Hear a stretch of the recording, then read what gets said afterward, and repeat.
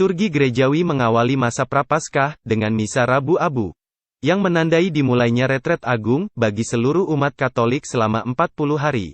Disebut Rabu Abu karena di dalam misa tersebut, umat mendapatkan berkat tanda salib dari abu di dahi. Abu tersebut diperoleh dari hasil pembakaran daun palma kering, yang telah diberkati dan digunakan pada misa Minggu Palma setahun sebelumnya.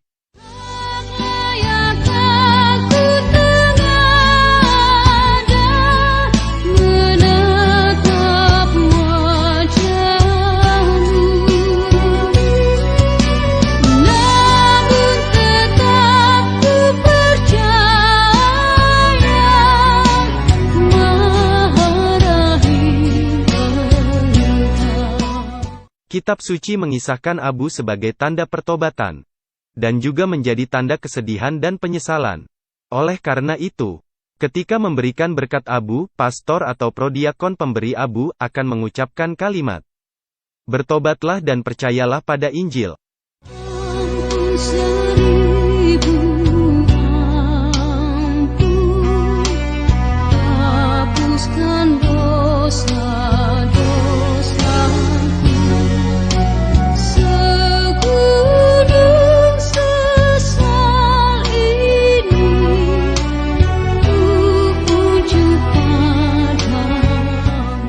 Penggunaan abu dalam liturgi berasal dari zaman Perjanjian Lama. Sebagai contoh, dalam buku Ester, Mordekai mengenakan kain kabung dan abu ketika ia mendengar perintah Raja Ahasveros untuk membunuh semua orang Yahudi dalam kerajaan Persia. Ester 4 ayat 1. Ayub menyatakan sesalnya dengan duduk dalam debu dan abu. Ayub 42 ayat 6. Dalam nubuatnya tentang penawanan Yerusalem ke Babel, Daniel menulis, "Lalu aku mengarahkan mukaku kepada Tuhan Allah untuk berdoa dan bermohon, sambil berpuasa dan mengenakan kain kabung serta abu." Daniel 9 ayat 3. Dalam abad kelima sebelum Masehi, sesudah Yunus menyerukan agar orang berbalik kepada Tuhan dan bertobat, kota Niniwe memaklumkan puasa dan mengenakan kain kabung.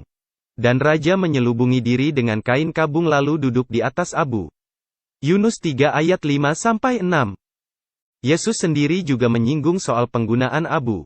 Seandainya mukjizat-mukjizat yang telah terjadi di tengah-tengahmu terjadi di Tirus dan Sidon, maka sudah lama orang-orang di situ bertobat dengan memakai pakaian kabung dan abu. Matius 11 ayat 21.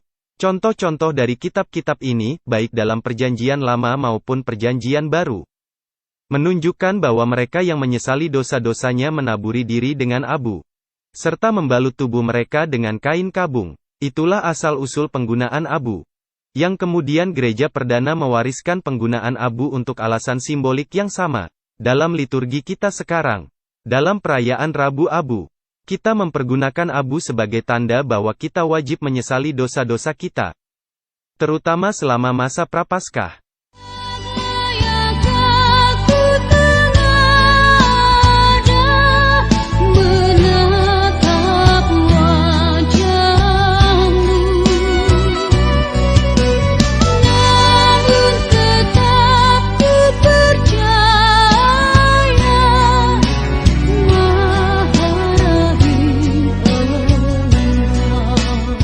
Karena sudah masuk ke dalam liturgi gereja, ada bahaya orang terpaku pada ritualnya dan kurang memaknai penghayatannya dalam kehidupan. Maka Katekismus Gereja Katolik mengingatkan sabda Yesus agar kita jangan terjebak hanya pada ritual, melainkan memberikan makna dalam tindakan nyata.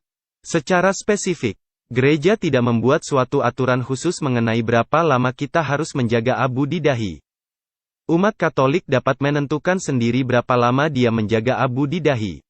Meskipun sebagian besar umat memakai abu sepanjang hari setelah menerimanya saat misa, ada juga umat memiliki kebebasan untuk membersihkan abu tepat setelah misa selesai. Sesungguhnya abu yang dioleskan di dahi merupakan tanda pertobatan hati, agar kita menyadari betapa rapuhnya kita, dan betapa pentingnya mengandalkan hidup pada kerahiman Allah. Maka pastor atau prodiakon mengucapkan, "Ingatlah, engkau berasal dari debu dan akan kembali ke debu." Dengan kata-kata ini, kita diingatkan bahwa manusia diciptakan dari debu tanah dan akan kembali ke tanah. Kejadian 2 ayat 7. Dengan menyadari kerapuhan kita, kita membangun niat tobat dan tekad untuk hidup suci dengan pengendalian diri. Melalui mati raga untuk meningkatkan hidup spiritual. Gereja mengajarkan untuk mewujudkan mati raga dengan berdoa, berpuasa, perpantang, berderma, melakukan lebih banyak karya kasih dan menerima sakramen tobat. Jadi, berkat abu tidak dimaksudkan sebagai jimat yang mempunyai daya magis. Juga bukan sekedar ritual tanpa makna. Berpuasa dan berpantang mempersatukan sedikit pengorbanan kita dengan pengorbanan Yesus Kristus di kayu salib. Sebagai sili dosa kita dan demi mendoakan keselamatan dunia. Itulah salib yang harus kita pikul sehari-hari seturut teladan dan perintah Yesus. Setiap orang yang mau mengikut aku, ia harus menyangkal dirinya, memikul salibnya setiap hari dan mengikut aku. Lukas 9 ayat 23.